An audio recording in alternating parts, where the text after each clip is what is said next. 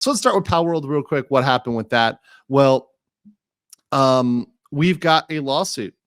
We've got a lawsuit for patent rights. Now, I know that a lot of people are already confusing this because they're just no better than a monkey とかさ。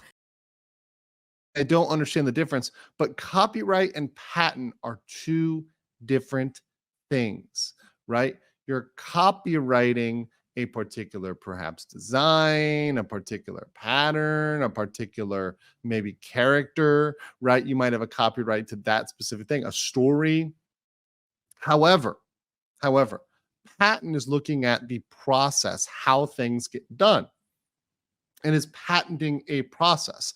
And if you are able to have a successful patent on a process, you can actually block people from that. And there are some very, very broad patents that are block people essentially almost out of entire industries. And this has been a huge thing.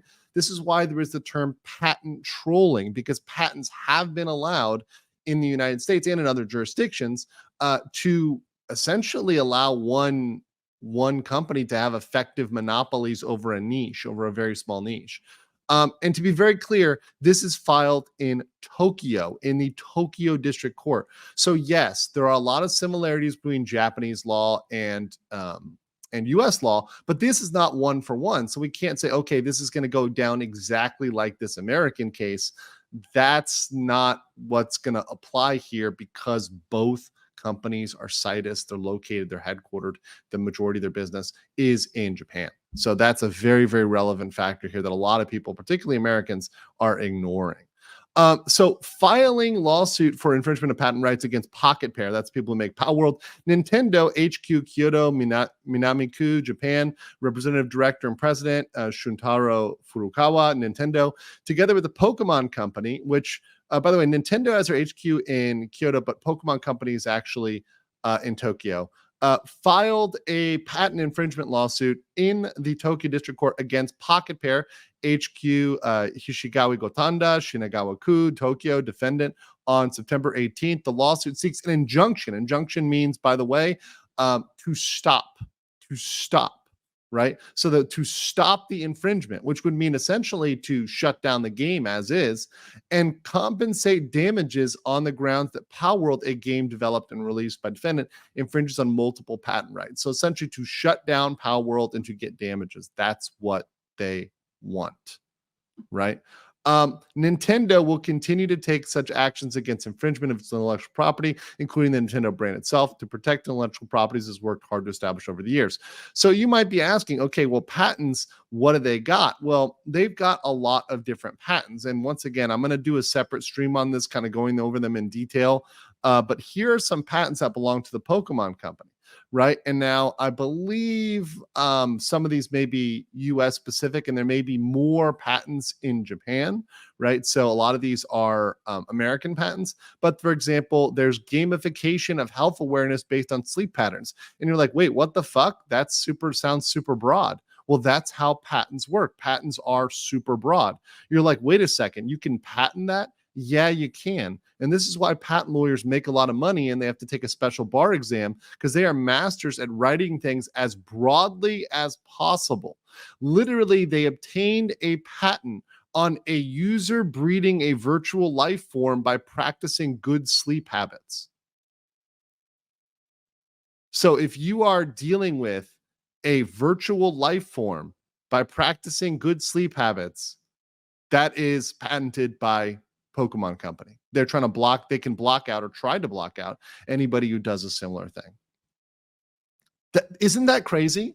Isn't that overly broad to you? To me, it is. So this is a super broad one. Then here's another one. In a game program, so in a game, a ground boarding target object or an air boarding target object is selected by a selection operation, and the player character is caused to board the selected boarding target object. So what are you thinking?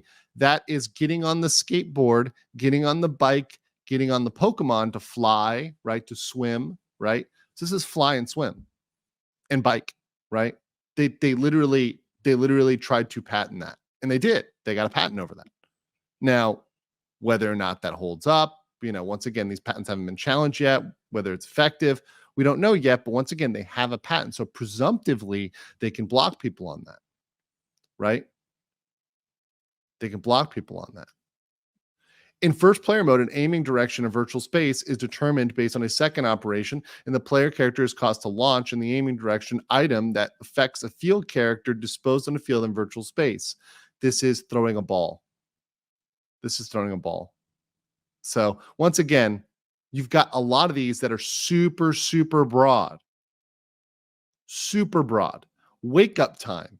An object is to provide a user with motivation to wake up in the morning and guide the user to sufficient awakening by generating a breeding event and a breeding game of a virtual life form. Literally waking, they got a patent on waking up in the morning.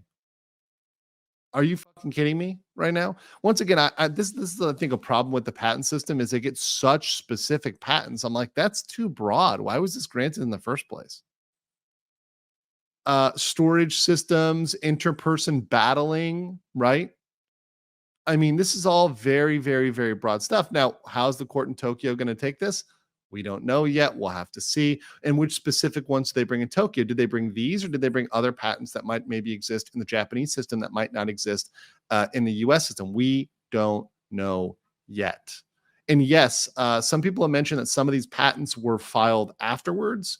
So after Palworld came out. So yes, they may not be able to use some of them. However, I think they've got enough here to at least try to make this into a trial, to try to push this thing. And what they really want to do is get as much they can from Palworld as possible. Now, what I think their strategy where it's flawed is they waited until Palworld has money. And that does mean that can make the lawsuit worth it. They can collect something off of Palworld, but it also means that Palworld can now hire good lawyers. They can hire, the same type of lawyers that keep people out of jail, the same type of lawyers that win big cases. They can put real money into their legal defense. Now, the ultimate, I think, best outcome is just to settle it out and say, okay, we're going to pay out a certain amount, go the fuck away, right? So Palworld pays out Pokemon, so Pokemon saves face, and then once they've saved face, they walk away and everyone goes back to what they're doing. I think that might be the best outcome, but it sounds cheap and petty, and frankly, Nintendo is going to look like a spoiled little whiny bitch of a company by doing this. However, do they have a case? Yeah. Are they able to file it? Yeah. Is this going to get bounced on a motion to dismiss? Nope. It's going to survive a motion to dismiss. And that's all you need to tie someone in court for a while, to tie them up in court for a while, to cost them. And imagine if they get a preliminary injunction that they have to shut Palworld down. Palworld still has a lot of active players. In fact, let's look right now. So Palworld, which came out months ago, right? Still has right now 13,909 people playing. At their 24-hour peak, they had 26,734. So they have a significant player base. And obviously the peak players was 2,101,867. So they're still doing great. Obviously, they're kind of dropping off. They've had some spikes here where users kind of spiked up. And obviously, they've never recovered that 2 million mark, right, when they really got the hype. But they're still doing all right. They're kind of continuing to truck along here with their game. So they've still got some life left in.